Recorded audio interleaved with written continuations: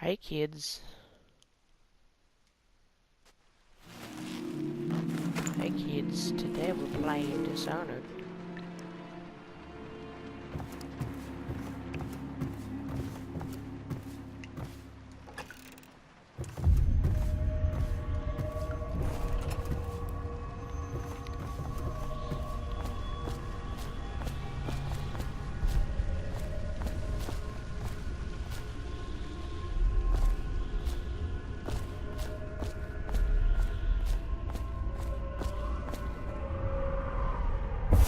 Hello, Corvo.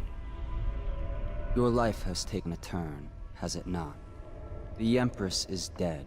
Her precious daughter Emily is lost somewhere in the city, and you will play a pivotal role in the days to come. For this, I have chosen you and drawn you into the void. I am the outsider, and this is my mark.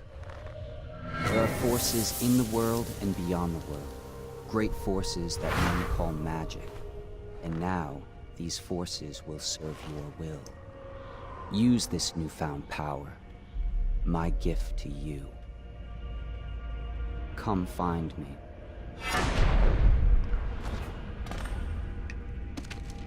So now we got the powers.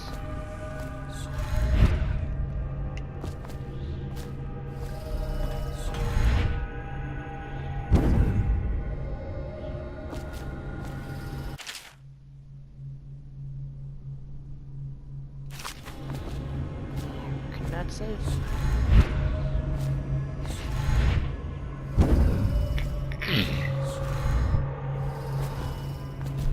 Oh wait.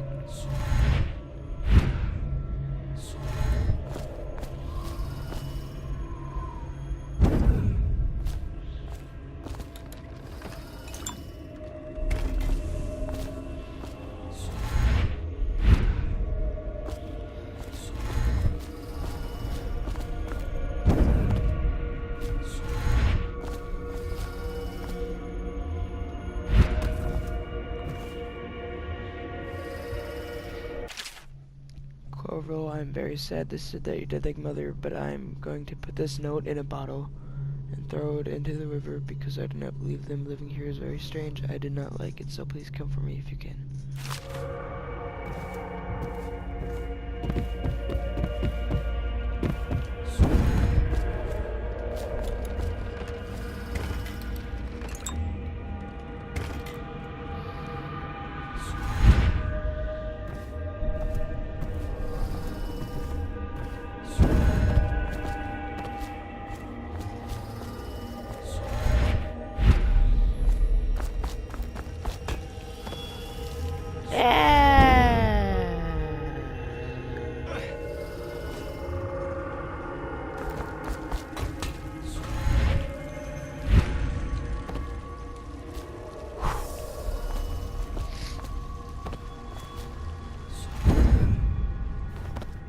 In the days that follow, your trials will be great, Corvo. Seek the ancient runes bearing my mark in the lonely places of your world, and at shrines raised in my name. These runes will grant you powers beyond those of other men. To help you find these runes, I give you this, the heart of a living thing, molded by my hands. With this heart, you will hear many secrets, and it will guide you toward my runes, no matter how they may be hidden. Listen to the heart now, and find another rune.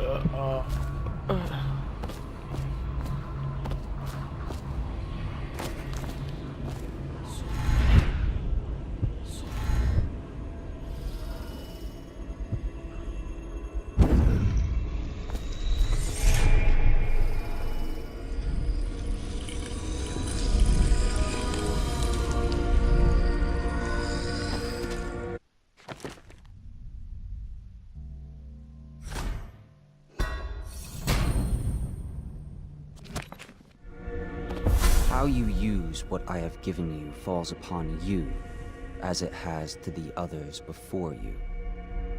And now I return you to your world, but know that I will be watching with great interest.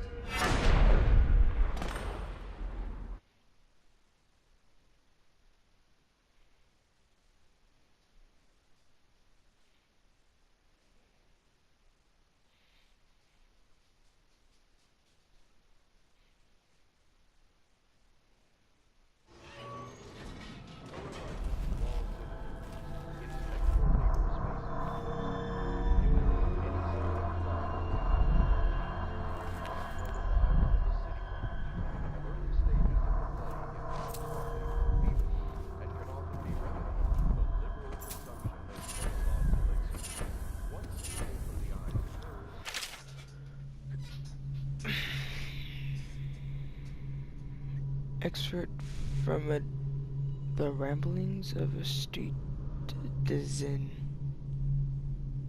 Okay. Of course I'll tell you, dearie, I won't keep any secrets from you in the end. All the dreamy days of my life are like the windows of a house.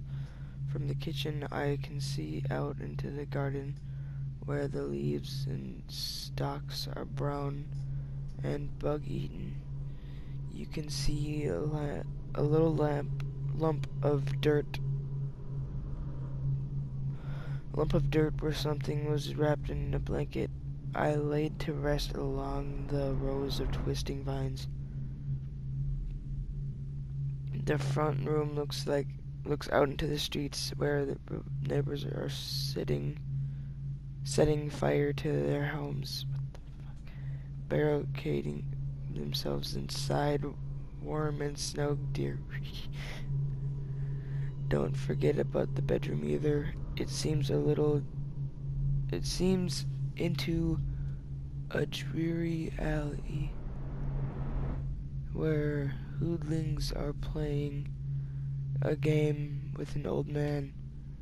The first two are hitting him with sticks, and the girl with them is kicking at his dry old ribs.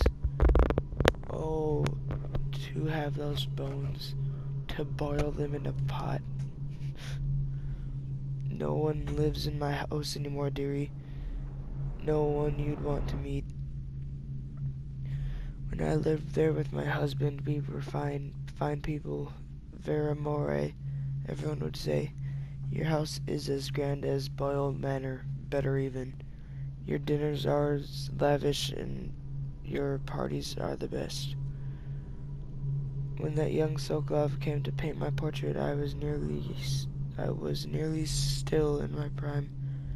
Radiant, he said, and he was just barely a man, so young, painting all the best people across the land. Everyone wanted a portrait by his hand. All of my friends. I was the only one, dearie, wet with his paint glistening on the canvas for a pretty coin. But it wasn't all parties and paintings. My husband and I weren't always at home. No, we traveled together, he and I, to the far ends of the isles beyond, even all the ways up to the red cliffs of Panacea, to dig in the rock and crawl through the caves, holding up candles and squinting at the walls. Many precious things we came up upon, but none so precious as the boy with the black eyes, dearie. All those marks and bones carved deep and polished so bright. I brought the old bones home, hid them from my dear husband. Then I learned to boil them and carve them myself. They made such good presents, dearie. The little mute boy took them home. He loved them so all the time he came back with the new bones for me, holding them up so I could see it in his eyes. Even though his tongue was still, Granny, his eyes would Swear right to me. Carve these bones for me, make me another present. And he went so far, all the way to Dunwell Tower, the royal headsman he's himself now, my little mute boy, and his shiny sword. Better bones were what I needed, you see. Better bones to carve and polish, scrape and gleam. My dear old husband was always tired. I made him soup and then he was sick. Better bones was all from my little mute boy, carved in the name of the one with the black eyes. After my husband was gone, given away as birthday gifts, I don't want to live there anymore. So now I'm old and I don't have many to give my presents to. I'm sifting through the garbage for granny rags and feeding the little birdies that gather at my feet. No one wants to have a tea, dearie. Especially those rude louts on Battle Street. Slackjaw and his boys always meddling with an old woman, just trying to make her way. In the end, we'll be together with him, you and me, in the dreamy night with the stars above and below, and always with the one with black eyes, dearie. Okay. It'll take about 10 years.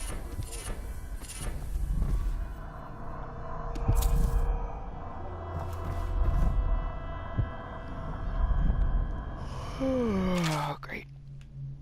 Oh my god. Okay, let's get it over. Early life and criminal record Slackjaw. Excerpt from a series of letters sent by a member of the Battle Street gang. You want the chin wang on Sokolov, what he was like when he was young before he got his name. Oh, he's got a cool head now, but always like that in the days before he was boss of the Battle Street gang. Time was young. Slackjaw wasn't such a good, reasonable man. Like the most of us, he grew up in the streets running with a pack of ragamuffins and avoiding the law, pinching water whenever he needed. Drank hard, dark-eyed, smoking a pipe at the age of 10. For them, born into the water brothels of, or coming from the orphanages, it was either the gangs or working with the mud, and no one wants that. Some people pressed water into the Navy or put down the mines by Pendleton or the Boyle families. It was as hard as it was in the streets, as hungry as we all got, as at least we were as free. By the time we weren't little uns anymore, Slackjaw was one to watch, usually calling the shots when we took down a farmer's cart or sidewalk street door vendor. He'd come up with the plan, give everyone same part to play, and decide on the split. Most of us just went along 'cause we learned fast that we made better out like that. More food, more coin. Plus, none of us wanted to deal with Slackjaw when he was in a rage. He worked a couple of big jobs with Big Slacky across town, and that was enough to get the attention of the other bosses. He wasn't just a street kid anymore. Now he was an up and comer, which meant trouble. Another guy who phrased himself as such was the Mike Fish, who was working his way up, running the protection racket among the factory women. One fine evening, we were all taking in a One fine evening, we're all taking in a bally body show in the theater house. Mike and the Fish and his lot are there in the cheap seats too, just down the aisle from us. Mike got a wild idea. He wasn't big on planning and throws a heavy ceramic spittoon at Slackjaw. He hits him square in the face and breaks his jaw. We look to see if there's gonna be a blood brawl, but Slackjaw just points at the door, and we all leave with Mike laughing at our backs.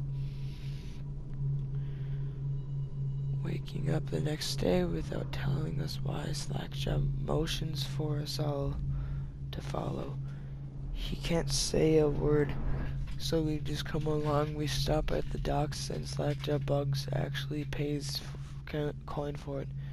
A heavy chain covered in hooks. It's fishing in the deep, something you'd attach to a long line of the side of the ship. It's about 4 feet, made of thick lines, and there are shark hooks coming off of it at different angles. Slackjaw got that thing wrapped around his left arm, dangling at his side. Not sure how he knew where Mike the Fish was staying, but when we reach his girl's house, Slackjaw throws a bottle through the window just like that. It's almost noon. There's a bunch of screaming inside, and Mike pokes his head out, looking wide-eyed and baffled. When he sees Slackjaw in the street, a look comes over his face that still gives me the willies. Pure murder. Mike comes out the side door, bellowing like a blood ox, holding a cleaver, heading straight for Slackjaw. When they come together in the street, Slackjaw spins the shark hooks and bite deep into Mike's arm and shoulder. He screams, but Slackjaw holds onto the chain. He's standing there with his jaw broken, clenched tight with the chain wrapped around his left arm. Hooks sunk into Mike the Fish, just knifing him as fast as he can. Mike couldn't fight very well, hooked like that and using his left hand, but he was a big guy and took lots of stabbing before he went to his knees. Everyone was cheering at first, but then we all went quiet, just kept going and going until finally it was just Mike the Fish burning, blubbering, crying like a baby at the sounds of Slackjaw's knife. When it was over, and here's the brilliant part, Slackjaw took a note and stuck it to Mike's face with a nail. It just said, "If you want a job, come to Bottle Street." Slackjaw didn't talk right for a couple of months, but word spread fast. By the end of the year, once we had a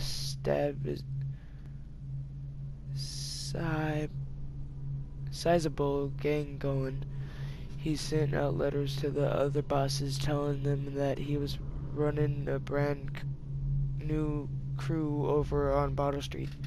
Most of them laughed or beat up the guys who delivered the letters. Green-eyed Trish even came back missing a thumb. But apparently Slackjaw was expecting that kind of reaction, and he had a backup plan. A week later, 4 of the bosses were dead. Seemed like a series of unfortunate events, but everyone knew better. One day shot dead by the watch while standing in the middle of a meat market. Another slipped and falling into the water, out cold. One of the older bosses found in bed with his belly open wide and a Tivian pear stuffed into his mouth. Still not sure what that meant, and she, the Barnsworth, was found bubbling in a cauldron of hot wax. Sokolov sent out another set of letters offers to the underbosses, telling them they better be treated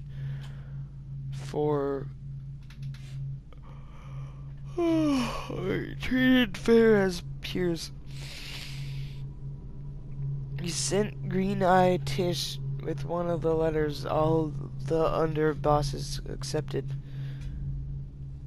After spilling the guts out of his main competition, Slackjaw went in for a stab in his businesses. It real neat, like calling in favors, smoothing things over, giving everyone a little bit of coin or drinks as a bonus. Showing what he could be like as a boss. So everything got quiet, which always makes the boys of the City Watch a little nervous, of course. Word went among the loyal spy masters, snitches, the responsible citizens group they were called themselves, telling everyone working in a shop or sweeping off the front steps of their homes to keep a watchful eye for Slackjaw and his men, trying to suss out what they were up to and what had just happened. But Slackjaw ain't stupid.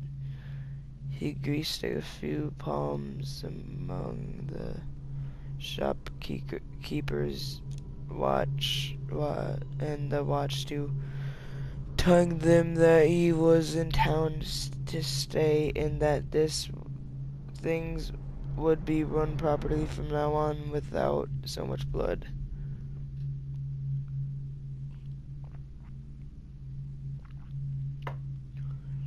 He was finally a real boss, ready to settle into the business of moving whiskey, running the hound fights, and offering up the ladies and gentlemen of the night, if you take my meaning. Then the plague come. At first it seemed like a good thing. A few people got sick and everyone wanted to buy those potions from Sloglov or Piro. All the lectures or spiritual remedies they call them. Sokolov told me he saw an opportunity. We were